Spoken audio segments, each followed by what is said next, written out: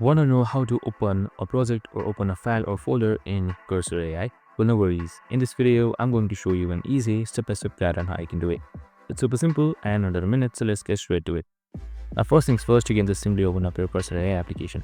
So once you have opened up, you should be provided with this interface just like this right here.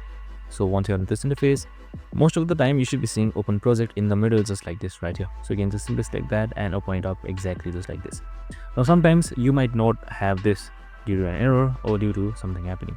So for that, what you can do is on the top left side, you should be seeing this 3 hamburger icon right here. Just simply select that. And now here you should be seeing file. Just simply select file and then select open folder or open file, anyone that you like. So once you have figured that, here as you can see, the same thing is happening again.